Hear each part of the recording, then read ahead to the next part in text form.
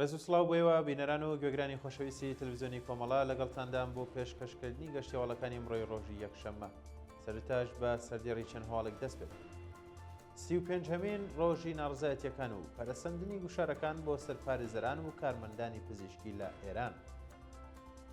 جێگیربوونی بێوێنەی هێزە ئەمنیەکان لە کرماشان، ئەردەبیل و بازاڕی تاران.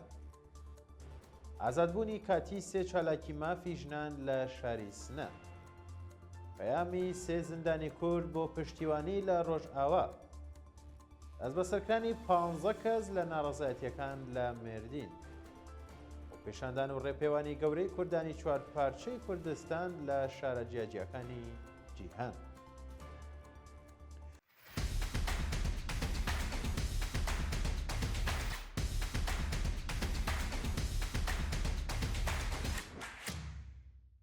سی و پێنجهەمین ڕۆژی ناڕزایەتیەکان و پەرسەندنی گوشارەکان بۆ سەرپارێزەران و کارمەندانی پزیشکی لە ئێران. ڕۆژی یەکشەممە 12 ڕێبەندان ئاژانسی هەواڵی هێرنا بڵاوی کردەوە. لە 35هەمین ڕۆژی ناڕزایەتی سەرتاسەریەکانی ئێران کۆی گشتی کوژاوانی ئەم دواییانە گەیشتوەتە 6713 کەس. پێشهاتەکانی ئەو ڕۆژە بە شێوەیەکی سەرەکی لەسەر زیادکردنی فشاری ئەمنی لەسەر گروپە پیشەیەکانی کۆمەڵگا بە تایبەتی پارێزەران و کارمەندانی پزیشکی بووە. راپۆرتەکان ئاماژە بەوە دەکەن کە ژمارەیەک پارێزەر دەستگیر یان بانکێشکراون و لە مافی دەستڕاگەیشتن بە پارێزەر بێبەشکراون. جگە لەوەش سەپاندنی کەفالەتی قورس و دەرکردنی سزای زیندانی بۆ بەشێک لە دەستگیرکراوەکان هەروە بەردەوامە.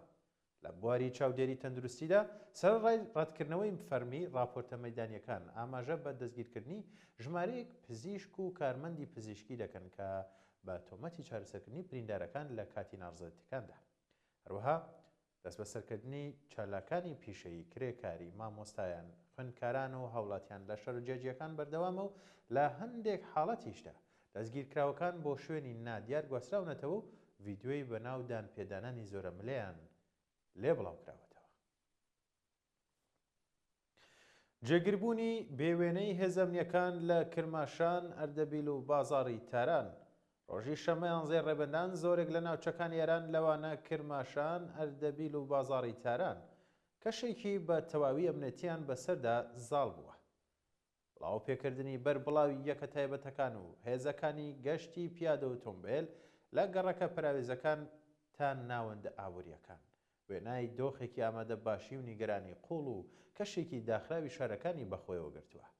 کەشێک کە تێکەڵەیەکە لە ترسی ئەمنی و بنبەستی ئابووری بەسەر هاوڵاتیاندا کە دەیسەپێنێت. لە کرماشان راپۆرتە مەیدانیەکان ئاماژە بە جێگیربوونی بێوێنە و بەربڵاوی هێزە ئەمنی و ئینتیزامیەکان دەکەن لە سەرتاسەریە و شارەدا.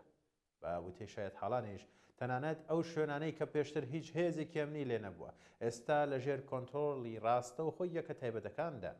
شانی باسا بوونێ و هێزانە لە گەڕەکە پراوێزەکان و مێحوەرە سەرەکیەکانی شار و خاڵاستایرەکان کەشوهەوای ترس و نیگەرانی لای خەڵک زیاتر کردووە. ئازادبوونی کاتی سێ چالاکی مافی ژنان لە شاری سنە. سێ چالاکی مافی ژنان بە ناوەکانی شەهرزاد ڕەزایی، ئاتیە گوڵچینی و مەرزیە مەرادویسی بە دانانی وەسیقە بۆ ماوەیەکی کاتی و تا کۆتایی قۆناغەکانی دادگایی لە زیندانی شاری سنە ئازاد کران. بە پێڕاپۆرتی کارگەر نیوز ڕۆژی شەممە 11 ڕێبەندان ئەم سێ کەسە کە لە هەفتەکانی ڕابردوودا لەلایەن هێزە ئەمنیەکانەوە دەست بەسەرکرابوون دوای تێپەڕبوونی قۆناغە هەستیارەکانی لێپرسینەوە و پێکهێنانی پەروەندەی دادگایی بە دانانی وەسیقە ئازاد کران. تا ئێستاش هیچ زانیاریکی فەرمی دەربارەی تۆمەتەکان و بڕی وەسیقەکە بڵاو نەکراوەتەوە. شایانی باسە لەگەڵ ئازادبوونی کاتی ئەم سێ چالاکەی مافی ژنان پەروەندەی دادگاییان هێشتا کراوەیە و بە دوواداچوونی یاسایی دژ بە ئەو کەسانەش بەردەوامە. مەترسی سەپاندنی سزای قورس لەسەر ئەبولفەزل ساڵحی. ئەبولفەزل ساڵحی هاوڵاتی کوردی دەست بەسەرکراو لە ناڕزایەتیەکانی مانگی بەفرەمباری ئەمساڵ لە شاری مەشهەد لە ژێر ئەشکەنجەی تون ناچار بەدان پێدانانی زۆرم لێ لە دژی خۆی بووە و مەترسی سەپاندنی تۆمەت و سزای قورسیش لەلایەن دادگای ڕژێمی ئێرانی لەسەرە. بەوتەی نزیکەکانی ئەم لاوە کوردە کەناڵی پێنجی کۆماری ئیسلامی ئێران ڤیدیۆیەکی لە دانپێدانانی زۆرم لەی ئەبولفەزل ساڵحی بڵاو کردوێتەوە و ئەم بابەتەش بووەتە هۆی نیگەرانی سەپاندنی تۆمەتگەلێکی وەک مەحارەبە بە دژی ناوبراو. ئەم لاوە تۆمەتبار کراوە کە لە ئاگەر تێبەردانی بنکەی پۆلیسی کۆماری ئیسلامی ئێران لە چوارڕێیانی مخابراتی مەشهەد ڕۆڵی هەبوو و هەر ئەم بابەتە ئەتوانێت پاسەوێک بێت بۆ دەرکردنی حوکمی نائادڵانە لە دژی ناوبراو. دەستبەسەرکردنی مەجید دەریایی لە شنۆ. مەجید دەریایی هاوڵاتی خەڵکی شاری شنۆ بە مەبەستی جێبەجێکردنی سزای ساڵێک بەندکردن دەست بەسەر کراوە و بۆ بەندیخانەی ناوەندیە و شارە گواسترایەوە. بە پێی راپۆرتەکان مەجید دەریایی لەلایەن لقی یەکەمی دادگای جێبەجێکردنی سزاکانی دادسەرای گشتی ئینقلابی شنۆ بان کراوە و دوای دەستبەسەرکردنی بە مەبەستی دانپێدانانی سزای بەندکرانەکەی بۆ بەندیخانەی ئەو شارە گواستراوەتەوە. مەجید دەریایی واتە نەجمەدین پێشتر لەلایەن لقی سەویەکی دادگای تاوانەکانی دوی شنۆ بە تۆمەتی چالاکی تەبلیغی لە دژی نظام سزای ساڵێک بەندکردنی تازیری بەسەردا سەپێنراوە. شایانی باسە کە ناوبراو پێشتریش بەهۆی چالاکیەکانیەوە لەلایەن دامەزراوە حکومیەکانەوە دەست بەسەر کراوە و سزای بەندکردن و گوشاری درێژخایەنی بەسەردا سەپاوە. پەیامی سێ زندانی کورد بۆ پشتیوانی لە ڕۆژاوە. سێ زندانی سیاسی کورد زەینەب جەلالیان، وەریشام مرادی و متەلیب ئەحمەدیان لە زندانەوە پەیامێکی هاوبەشیان بڵاو کردوێتەوە و پشتیوانی خۆیان بۆ بەرخۆدانی کۆبانی دەربڕی. لە پەیامەکەدا هاتووە کاتیەوە هاتووە خەڵکی کوردستان و گەنجانی ڕۆژهەڵاتی کوردستان و هەموو ئەوانەی بەدوای ئازادیدا دەگەڕێن لە کەناری ڕۆژئاوای کوردستاندا بوەستن. بەرخۆدان بێهودە نییە ئەگەر لەسەر بنەمای هۆشیاری و ئیرادەی ئازادی کۆمەڵگە و مافی بەرگری لەخۆ بێت. دەستبەسەرکردنی 15 کەس لە ناڕازیان لە مێردین. لە مێردینی باکووری کوردستان لە نیکەم 15 کەس بە تۆمەتی پەشداریکردن لە چالاکیەکانی پشتگیری لە ڕۆژاوای کوردستان دەست بەسەر کراون.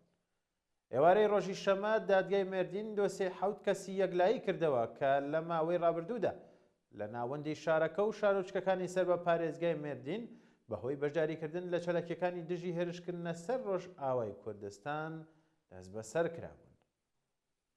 دوای تاوکردنی ڕێکارە ئەمنیەکان و ڕەوانەکردنیان بۆ دادگا بڕیاری زیندانیکردن بۆ دوو کەسیان بە تۆمەتی ئەندامەتی لە ڕێکخستن دەرکرا. هاوکات 5 کەسەکەی دیکە بە مەرجی چاودێری دادوەری ئازاد کرا. بەیاننامەی کرێکارانی نەوت سەبارەت بە ئیدانەکردنی کوشتاری خۆپیشاندەران و سەرکوتەکانی ئەم دواییە.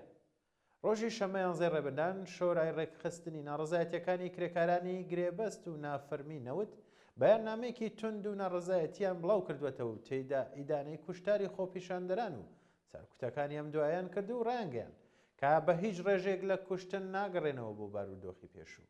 لەم بەیاننامەیەدا کرێکارانی نەوت دوێ ڕێی ئاماژە بەگیان لە دەستدانی خۆپیشاندەران ڕایانگەیاندووە کە هاوسۆز و هاوپشتی بنەماڵی دادخوازان و درەختیان لەوە کردوێتەوە کە دەریایەکی خوێن لە نێوان خەڵک و حکوومەتدا دروست بووە. ئەمە شوای کردووە هەر سازشێک مەحاڵ بێت. کرێکارانی نەوت هەروەها ڕایانگەیاندووە کە لە کاردانەوە بەسەر کت و کوشتار مانگرتن و کۆبوونەوە و ناڕزایەتی دەخەنە بەرنامەی کاری خۆیانەوە بۆ ئەوەی دەنگی داخوازی خەڵکی ئێران بە گوێی جیهاندا بگەێنن. ئەوان هەروەها خوازیاری ئازادی دەستبەجێ و بێشەرت و مەرجی سەرجەم دەستگیرکراوان و ڕاگررتنی لە سێدارەدان و کۆتایی هێنان بە سەرکوت و هەڵوەشانەوەی هەر چەشنەکەشێکی ئاوا بوو. گیان لە دەستدانی گوماناوی دوو خوێندکاری زانکۆی تاران.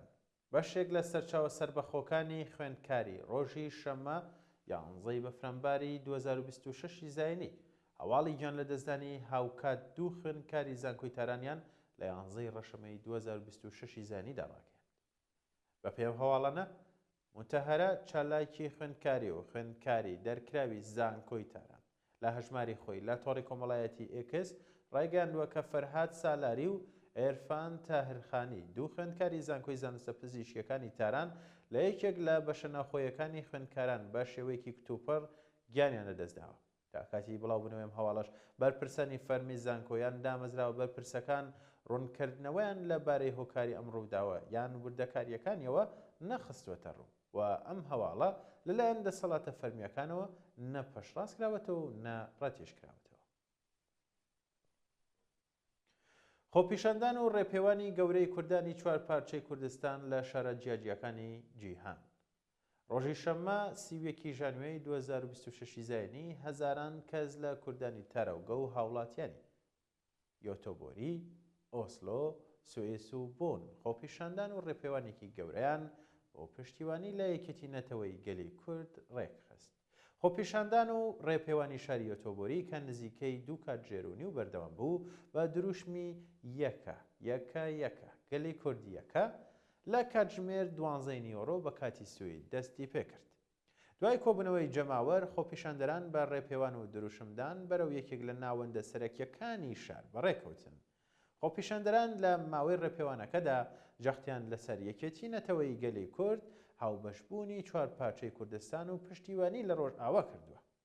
هەروەها چەندین خۆپیشاندان و ڕێپێوانی هاوشێوە لە ئۆسلۆ و سوئیس و بۆنی ئەڵمان بەڕێوەچوو. مانگرتنی مێژووی مامۆستایان لە ئاڵمان.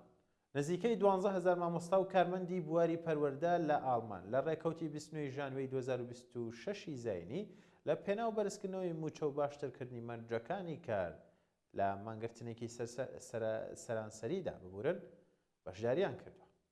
ئەم مانگرتنە لەلایەن یەکێتی فێرکردن و زانست و لە شارە گەورەکانی وەک بەرلین، لایپزیگ و هامبۆرگ ڕێکخرا. لە بەرلین 3500 کەس، لە لایپزیگ 3000 کەس و لە هامبۆرگیش 2500 کەس بەشداریان تێدا کردووە. هۆکاری ئەم مانگرتنە تێکچوونی کاری خوێندنگەکان، باخچەی منداڵان و زانکۆکان ڕاگەیەندراوە. شایانی باسە بەرزکردنەوەی موچە بە ڕێژەی لە سەدا 7 زیادکردنی 300 یۆرۆ لە مانگێکدا داواکاری سەرەکی مامۆستایان بووە. یەکێتی فێرکردن و زانست هۆشداری داوە ئەگەر گفتوگۆکان بێ ئەنجام بن، مانگرتنەکە فراوانتر دەکەن. شایانی باسە کۆبوونەوەی سێمی گفتوگۆی موچەکان لە نێوان 11 تا 13 فێبریای 2026 بەڕێوە دەچێت. دوایین هەوڵ گیان لە دەستدانی زیاتر لە 200 کرێکار لە کۆنگۆ.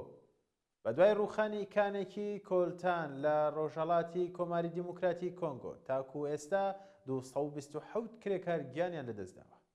بەپێی راپۆرتەکان لە کاتی ڕوودانی ئەم ڕووداوەدا لە کانی ڕووبایە دەیان کرێکاری ناوخۆی لە تونێلە دەستسازەکاندا بەبێ هیچ ئامێرێکی پاراستن خەریکی دەرکردنی کۆلتان بوون.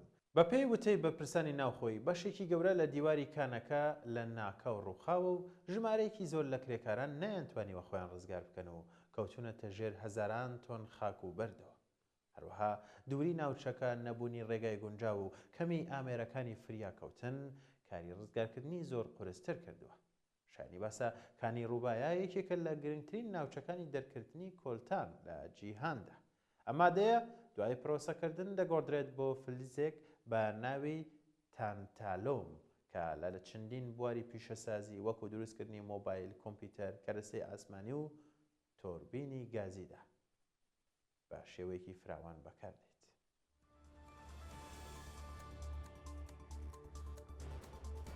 بەڵای بینەران و گوێگرانی خۆشەویست گەشتیاوەڵەکانم پێشکەشکردن کات و ساتێکی خۆش بۆ هەموو لایەتان.